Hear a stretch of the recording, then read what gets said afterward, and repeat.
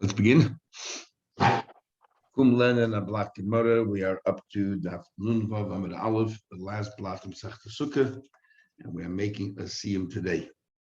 So we're up to the 2.7 lines from the top of the page. We said on Shavuos, which we talked about all Yom Tovim, that the kohenim, besides the kohen that is designated for that week, that mishmar, other kohenim came in and helped out as well. So then we talked about Shavuos, that Shavuos, in addition to the lechem hapanim, which came up on Shabbos, and they divided it, they also had the shtei halechem. So they would divide the shtei halechem as well. And they would say, here's matzah and here's chametz, because shtei halechem is chametz, because that allowed you to stop putting wheat on the mizbeach, but the lechem hapanim was all matzah. So they would say, heilech chametz, heilech matzah. In our Mishnah, the order is first matzah and then chametz. We'll see that there's an argument. First, Itma we learn. Rav says, and we'll see later how this connects to our Mishnah. So on the way Rashi learned the Gemara here is talking about you didn't make a shechiyanu when you built the sukkah. We learned previously in the Mavav that you should, but you didn't. So now you're going to have to say shechiyanu regarding sukkahs and shechiyanu regarding Yom Tov generally. So the system, the order is, first, Rav says you make sukkah, you make a bracha leisha basukkah, and then achikach, and only afterwards, man, you make a shechiyonu. Shechiyonu should be last. And the way the Gemara explains machlekes is actually not the way that the Rishonim, when they come out to Paskin, how they rule. They use other swords, which is interesting. Rabba Baba Chana says no. First Zman, first says shechiyonu. You know, but after you make kiddush, you make shechiyonu, but achikach sukkah, and only afterwards you make a leisha basukkah. We're talking about the first night. Rava Masukah Bakazman, why should you make Leisha Basukah first, followed by Shechiyanu Chiyuva the Yoma Adif? Today is the special Yom Tov of Sukkahs, and you are sitting in a Sukkah. So first thing you should do is talk about the day itself, which is Sukkahs, and afterwards you do the more generic thing, which is Shechiyanu. Rabba Baba Chana Mazman, no, first you should make Shechiyanu, and the Achikach Sukkah, and only afterwards Sukkah. And what's the logic of that? Todir, Usheinu Todir, Todir Kedim. We have a rule: whatever is common always takes precedence. So therefore, shechiyanu is what you do every Yom Tov. That should take precedence. Says the Gemara, it seems that Lema Rav and Rabba Bar Chana are arguing an identical argument of the pluk to the Beisham Beisil, committed an argument Beisham Beisil, which we learned in Brachas, in the seventh paragraph. Torah we learned Dvorim shebein Beishamai uBeisil, some of the things that are between Beis Shammai and Beis Hillel regarding a meal. This is what they're arguing in. So we had a number of situations. One of them is Beis Shammai says, when it comes to Kiddush on Friday night, the Vorech al Hayayin, first you say the Kiddush part is not the Vaychulu, Yom HaShishi Vaychulu. The Kiddush part is what you say following Bori Pregafen. That's the Kiddush part. So Bishamai says, first you make the Kiddush, first you make the Kiddush, and the Achikach Mevarech al Yayin. And only afterwards you make a bracha by Priya Gafen, and we'll soon see why. He'll give us two reasons. And Beis Hillel says, Mevarech al Yayin. No, first you make the Priya Gafen the way we do it today, and the Achikach Mevarech al Yayin. Only afterwards you make Kiddush. And what's the crux of the argument? Bishamai says, Mevarech al Yayin, first you make Kiddush, and then you make a bracha by Priya Gafen. Why are you drinking wine right now? You drink wine right now because it's Shabbos. So therefore, they'll make the for the Kiddush should become first, because that's the cause. If it wouldn't have been for Kiddush, you wouldn't have drank the wine right now, before the meal at least. That's number one. Reason number two, that it's already Shabbos anyway. You did nothing to make it Shabbos. Once it's nighttime, it's already Shabbos. Shabbos comes in usually first before you make Kiddush. So therefore, you should first talk about Shabbos and then talk about Kiddush. Beis Hillel says, first you make by Priya Gafen and then followed by Kiddush. Two reasons. First of all, why are you making Kiddush? Only because you have wine. Because Kiddush itself, you already were Yaitse in davening, as the Rambam says in Magen Avraham, you're already Yaitse just saying the words Kiddush. So you're already Yaitse in davening. Why are you making Kiddush again? You're making Kiddush again is only because you have wine. Rashi says here, if you wouldn't have had wine, you wouldn't just say Kiddush Damazeh, which means clearly Rashi, what do we want to make? There's a mitzvah of the Torah to make Kiddush.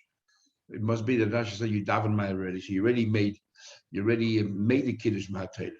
It's only Rabbanan, and there's no point in saying it unless you have wine or bread, makes no difference. That's reason number one. And I'll give a second reason. Birchas hayayin tedira or birchas hayayin ein tadir. Bread gafen is a common bracha. The kiddush is only once a week. With tadir ein tadir kain. Bread gafen always takes precedence. Goes first. So that's why you make bread gafen before you make kiddush. There's a whole discussion whether you say the rule of tadir ein tadir the rabbanon over the raisa, and they want to bring a raya from kiddush. But the way Rashi learned here, that kiddush we're talking about is only with the rabbanon there. Because if kiddush is matayra, what does it want to mean? If it wouldn't be for wine, you wouldn't make kiddush. Matayra, you don't need wine. And so therefore they want to say, so here there's no proof from here whatsoever. Here there's two mitzvahs the rabbanon. One is kiddush and one making a bracha b'pregafen for food. Others say no. That could very well be, and there's a Rashi in the Durham in Masechta Nosir that the kiddush on wine is mahatayra, and therefore that's what the Gemara means. If you don't have wine, you wouldn't make kiddush because they hold mahatayra if making on wine. And yet you say tadir she'ein tadir, the bracha b'pregafen, which is only with the rabbanon, takes precedence over kiddush, which is mahatayra on wine. So they want to say that tadir she'ein tadir even at the rabbanon over the rice. The whole discussion Shagazai and others. Says the Gemara. So it seems, what's the point of all this? It would seem that Bisham Basil are arguing the very same things. Rav and Rav says, How Bisham says that you say Sukkah first before you say Shechiyanim because the day comes first. And the Rabbi Babachana that says first you make Shechiyanim. Each one is going to say that the argument of Kiddush has no relationship whatsoever to this argument here about Sukkot. I will say to you, true, I can hold like, I don't know, I hold a Beisilawa that Tadir always takes precedence. And yet over here by Sukkah, I'm going to say, make the bracha of Sukkah first. Over there, the only reason why you're making kiddush is because remember Basil gave another reason, and that's why we needed two reasons. Besides the reason of Tadir, Basil also said because the only reason why you're making kiddush right now is because you have wine. So the wine is bringing on the kiddush, so it makes sense you make a bracha of wine before you make a bracha kiddush. Avil Hach over here is the Shechiyanu was bringing on the sukkah. Ilab's man mi amim sukkah. And if you didn't make Shechiyanu, or you make Shechiyanu before, you wouldn't make a bracha on sukkah. What's the relevance of Shechiyanu? Does not bring sukkah. Therefore, Shechiyanu doesn't have any precedence over sukkah, and sukkah comes first. But so therefore, I hold this totally unrelated to wine. So by wine, where there's a connection between the bar paragofen and the kiddush, because you need the wine for kiddush. And here's totally unrelated. Another Dam says the what? That over here, first you should make zman because that's tadir. Versus versus sukkah, which is less tadir. He said even though Shammai doesn't agree with the concept of tadir when it comes to wine, he might agree over here. Why? I know that I can hold like Bishamai. I can come and Bishamai Hassam over there by Kiddush that he says that tadir, the Bishamai ignores the idea of tadir because Hayyim going on the Anshiyabe. Over there is another more pressing reason that the only reason why you bring wine is because it's Shabbos. So therefore Shabbos is paramount. That's why you make first the Kiddush and then you make the Bar Gafin. Abel Hoch over here is the Sukkah. Is the Sukkah the cause of Shechiyanu? Shechiyanu is for Yom Tov. Sukkah meal means man. Every Yom Tov you make Shechiyanu. Sukkah doesn't bring Shechiyanu. So the two, in other words, the idea is that by Kiddush the two brachas are related to each other. So the question is which comes first. Over here, the two brachas Shechiyanu and the Sukkah are not necessarily related to each other because Shechiyanu is here also for Yom Tov. So now, why we're bringing this whole subject matter here? It says in our Gemara, Tanan, in our mission, it says, Ashur, you tell them, okay, we're dividing amongst the Kohanim. We tell the Kohanim, Halech matzah, halech chametz. Let's keep these two separate. Here is matzah and here is chametz. Now, matzah is the lechem hapanim, which is tadir every Shabbos, and Shavuos falls on Shabbos. Chametz is the mitzvah of the day. And yet the order here is first you do the matzah, the tadir, and then you do the chametz, which is the order of the day. So we see that the tadir comes first. The chametz ikeru matzah tafel. Here the chametz should be the iker because it is Shavuos. That's the chayv of the day, right? Matzah lechapanim is every single Shabbos. That's from last week. and we're just taking it out of the oven now.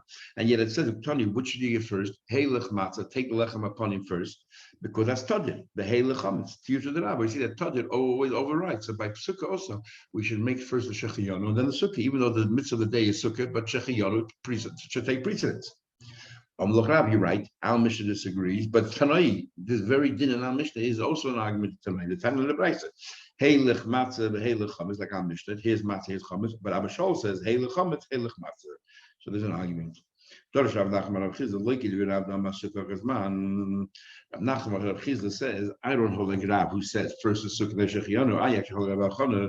And those Mavach Sukkah, I hold Rav Chana. First you should make a Shechiyanu, which is Tadir, and then you do the Sukkah. But Rav Sheishet Berei Ravidi on Sukkah v'Achgazman. Rav Sheishet Ravidi says first the Sukkah, like Rav, and then followed by Zman, because you do the mitzvah of the day. Hilchas a Sukkah v'Achgazman. That's the halacha.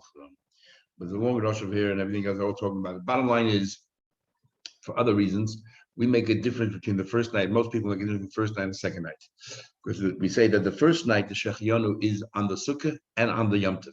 So therefore, you first make the Leisha Sukkah and then you make the Shechiyanu. But the second night, even if the second night is the first night of Sukkah, and yesterday was Chol, remember our Shechiyanu can be made before. So therefore, the second night you should make first the Shechiyanu, and then you make the Leisha Sukkah. Because the second night Shechiyanu is only on the Yom Tov, because maybe the second night is really the first night. So you only make Shechiyanu on the Yom Tov. So Shechiyanu comes first, and Sukkah comes afterwards. Others disagree. They say that you make both nights. You make first Leisha Sukkah and then Shechiyanu. And they say, no, if last night was not Sukkah, then Shechiyanu didn't count for the Sukkah. Why? Because you can make Shechiyanu either when you're building the Sukkah or when you have a mitzvah to sit the Sukkah for the first time. Last night you didn't build the Sukkah, you only sat in the Sukkah because of mitzvah. But if last night wasn't Yom Tov, then sitting the Sukkah means nothing. So Shechiyanu means nothing. And therefore you have to say Shechiyanu Sukkah again. In that case, you should make first Leisha Sukkah and then Shechiyanu. So that explains the Tunas Chayis. But our meaning is that we make the second night Shechiyanu first before Leisha Sukkah. Says even further, the next one, the Mishnah was Mishmah Shizmane Kavua. It says, but the Mishmah that its time is fixed. So all the kabbanas of that day belong to it. You know, the Karban Tamid and anybody's kabbanas, the Dona David that they promised throughout the year, and they decided to bring on Yom Tov belongs to that particular designated Mishmah of that week. But then the Mishnah concludes, also other kabbanas tzibur, and he brings everything. What other kabbanas tzibur is there that we didn't cover? Says the Gemara, what are you talking about here? Par Helem Dover Shel Tzibur. If the entire community, let's say, they're Naveda, Kut Bezin told them that this is mutter, so that carbon belongs to them, to that designated mishmah. And also Seidei Avodas Kacham as well. Also the Avodah as well belongs again to that particular mishmah. And what does the Mishnah mean when it concludes? Who Maki V'Sakol? He brings everything. What else is there left? Lasui kaitam mizbeach. If, let's say, the mizbeach is lying empty, we learned that they used to use, they had coffers, special coffers with money that they used to continuously buy kabbalah to keep the mizbeach full. The chances that during Yom Tov the mizbeach should be empty is nigh, practically not there, because everyone's bringing their kabbalas and so many kabbalas will be brought. But nevertheless, just in theory. So they more further. Remember, we learned this money came from Moses leftover, and either leftover money, or if you have animals, so they used to let the animals wander about, and they contract a mum, and then the money they use, they put in that for an adava. And they used to buy these oilers, these birds that get completely covered and burnt on the mizbeach to keep the mizbeach full, like a dessert. It says the Mishnah, next Mishnah, Yom Tov has samach l'Shabbos. If Yom Tov falls out on Friday and Sunday, we're talking about that kainim, how they divide this, the kabbanas and everything else. If Yom Tov fell out on Sunday and on Friday, so the next group of kainim have no choice, but they have to either remain till after Shabbos or come Friday. So you call hamishmor Shabbos again. Then all if Yom Tov fell on Friday and Sunday, so then both mishmoros were all equal. The incoming and the outgoing were all equal. So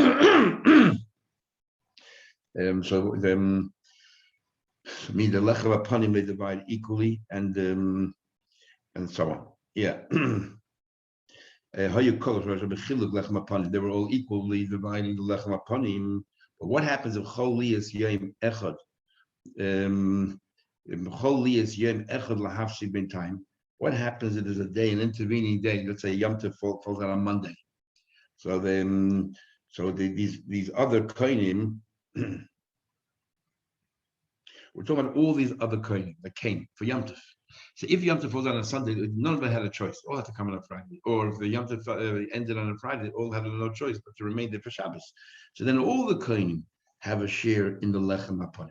But if they come, let's say if Yom Tov fell out on Monday or on a Thursday, so it could have left, gone back home on Friday, could have left on, or arrived on Sunday, is mishmar shezmanik v'yahaya noit less chalas.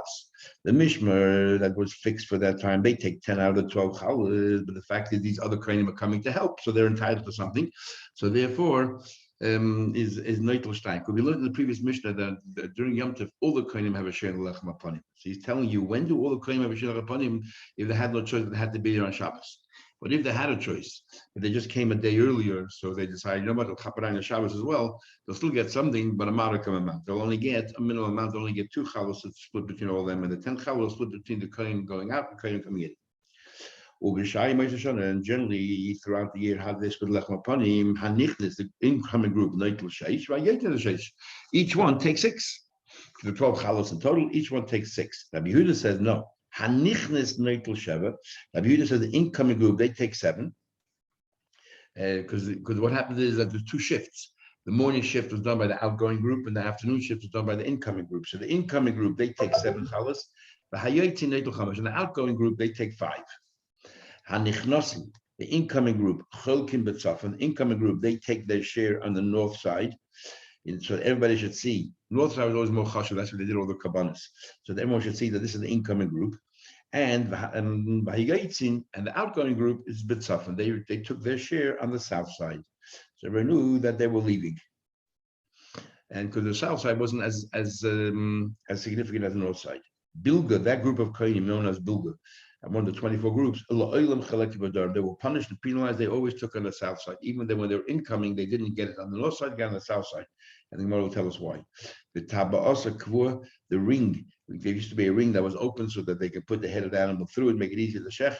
Their ring was sort of sealed, closed.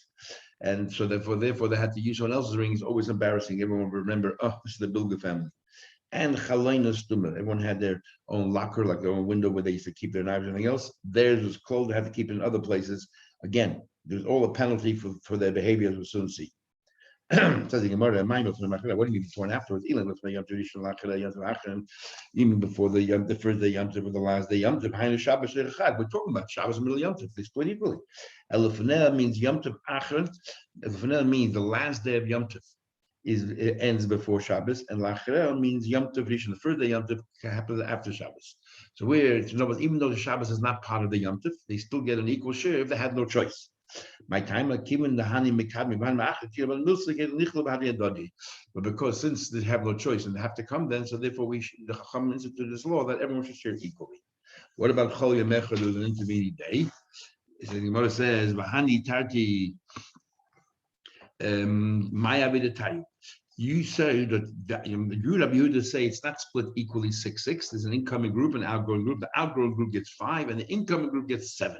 My question is, why should the incoming group get 2 more than the outgoing group? At the end of the day, it makes no difference because this week's incoming group is next week's outgoing group. So this week, if you get 7, next week you only get 5. So it tallies, it balances out.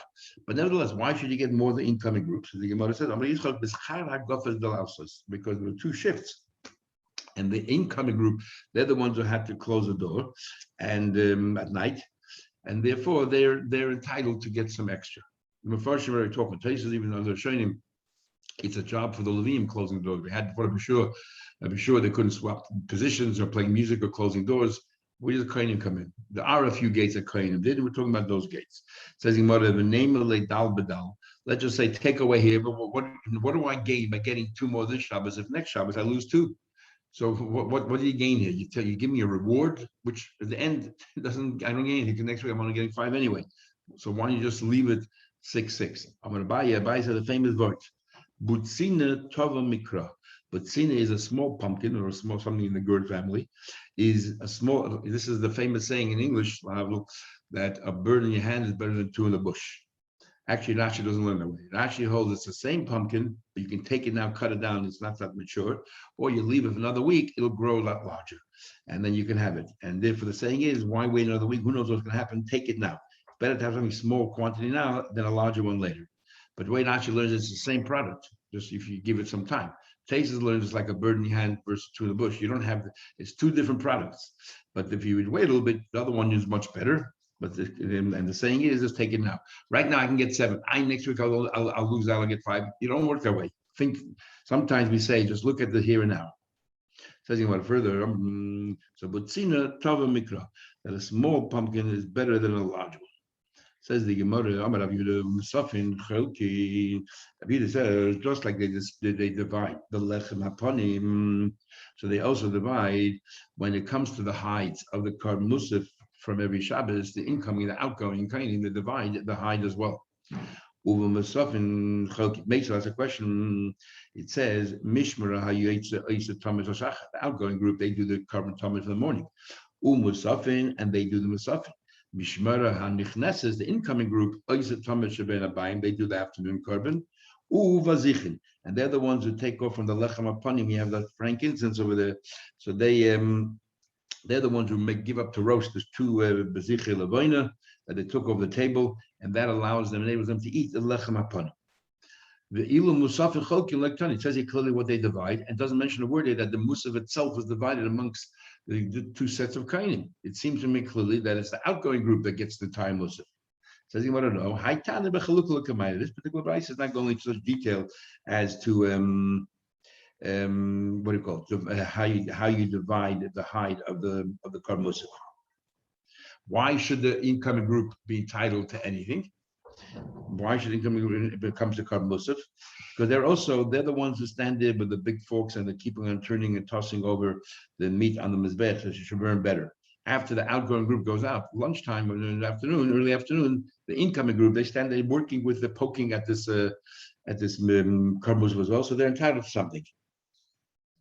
So thinking about it further, there's another brayse, the Maili Bechaluku Musafin, and Cholkin Lektoni. There's another brayse which is more specific, and yet they don't mention about dividing either. What's the story there? Mishmara Yaitze, the outgoing group, Oiset Thomas Shachar. Musafin, they do Musafin. Mishmara Nichli incoming group, Oiset Thomas Velabayim, Uvazich. Okay, fair enough, same as before. But then it adds, 4 koinim would go in. Shnayim and mishmazu, v'shnayim and mishmazu, 2 from each group. The cholkin lechem hapanim. Now it's telling you how they divide things. There's a modus operandi how to do it. So 2 from each group, ingoing and outgoing, would come into the room and they would split the chalus, and each one would take and bring it back to their group. The ilu doesn't mention how they split the musaf. Isn't that clear that they didn't split the musaf and only the outgoing group had the benefits of the musaf? Not like Rabbi Yehuda. Says, well, you're right. Use Rabbi Yehuda. It's a good question on Rabbi Yehuda. Says further, those the incoming group, they get their share in the north side. That's what we're going to learn. They get north side. Why the north side? Everyone can see that they're the incoming group, because the north side is much more significant. They're leaving.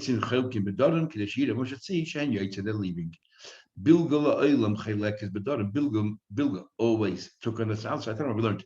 Maisa, there's a story by Miriam Bas Bilga. There's a story with a woman called Miriam Bas Bilga. She's from that family. It wasn't, that was her name, but it's not her father's name, Bilga, or mother of Bilga. It was just the name of the family. Every family had their own name. Shehimida Dosa, Shishmatzich. She became an apostate. Bahocha, she went, Venisas Lasadius Echot. She married an officer, the Malka Yavonim, from the Greeks. But when the Greek came into the base of Midrash, we're talking about the second base of Midrash here, and she saw how the Greeks were oppressing the Yidden. She ran to the Mizbech and she started banging with the sandal. She said, Lucas, Lucas, wolf, wolf. Until when are you going to continue to consume the money of the Eden for no benefit? You take from them, but you give them nothing in return. Why aren't you helping out the Eden? And that kind of behavior of hitting the Mizbech, Chacham got really angry. They heard it. They decided to penalize the entire family, and they closed up her ring. The and they closed up her window, cubicle. V'yesh aimim, others say that the sin that they deserve punishment for was mishmarta shayalove. They came late to work. Says the group that just left, they were supposed to leave, had to hang around longer, and their group name was Yeshevav, and they the ones that stood around. So Bilga comes after the group called Yeshevav, and because they came late, so Yeshevav continued working, and therefore we penalize this group for coming late to the service. Remember, you only worked once every 24 weeks, and you still came late. V'shimish tachtav, and served in their place. Afapi, generally we have a rule. Generally we have a rule that the neighbors of a Russia is no better than the Russia, because Russia usually rubs off, like we did by Kairach with Ruvain. Nevertheless, but the neighbors of Bilga, which is Sheva, they benefited. Bilga, even when they're incoming, they get everything on the south side, and therefore Yeshevav Achiv and Yeshevav, who the outgoing is Betzafim, the ingoing and outgoing is on the north side. Says the Gemara, that the entire group came late. I can understand why you penalized the entire group, why they closed up the cubicle, why they closed up the ring, and why they had to go on the south side. These three punishments make sense. Makes sense why you punish the entire group. Miriam Bas Bilga, the one who said that the story has to do with a particular woman called Miriam Bas Bilga, and she became an apostate because of one girl. They're going to penalize the entire family. I'm going to buy in, yes, famous saying. People say, Shusa the Yenuka Beshuka, when a child speaks in the marketplace, Oida Avuha, Oida Ime. Either you hear them say words, either they're repeating words that they heard at home from their father, or words they heard at their home from their mother. They wouldn't have heard it if they wouldn't have heard the father speaking sarcastically about this. The kids would never have repeated or wouldn't have said this. They just take it another degree. So okay, so let's say the parents directly are involved. Why the rest of the group? What do they do? Bad is woe is to the Russia and woe is to the neighbors. So the family tolerated this particular entire group, tolerate this family, they're all equally culpable. On the other hand, the flip side is Tov l'tzadik, Tov l'shchena. If you want to finish with a good thought, so Tov l'tzadik, Tov l'shchena. Shnamar im l'tzadik yitoy kipim aleim yochelu hadol l'chol l'slikol l'tef l'sukkah. The Rebbe for bringing the draft of the 73 war spoke about this. Gemara made a whole scene, the Pilpul and everything else. Then we spoke about Miriam Bas Bilga. And he said, why is Gemara telling us a story? When we say that we want to finish with a good thought, it's not only the last words, Tov l'tzadik, Tov l'shchena, it's the whole story. Here you have a woman that married out, and she became an apostate, and she married out, and she married a Greek. The Greek were the oppressors of the Eden, so it didn't care. That's how insensitive she was to Yiddishkeit. But suddenly something triggered in her when she saw how the Eden was suffering, how her brothers and sisters were suffering. It bothered her so much, despite the fact that she hit the nadir that a Yid can hit. And it bothered her to such a degree that she went to the Zbeach and she had tinus and recriminations to HaKadosh Baruch Hu. Why aren't you protecting the Eden? Look how much they're giving you kabbanas. Look at them, says nefesh they have, despite all the Greeks' efforts to stop them, and yet you don't assist them in any way. And therefore, the Gemara bring how special every single Yid is. And the next Shabbat for bringing that was speaking about, like people were asking why he's suddenly being malamet chus on Miriam Bas Bilga, and he told the whole story about the Alter Rebbe, how he's malamet chus on the people who killed Chaya Novi, and as a result of that, the neshamas needed a ticket because the neshamas couldn't get into Gan Eden for terrible avedas that they did. So they needed someone to find something positive about their behavior, so that we can focus on that and put them back in Gan Eden. And the same thing we assume was with Miriam Bas Bilga. So that finishes Masechta Sukkah. We can all make a hadran on it, and tomorrow morning, we'll start Masechta Beya. Okay.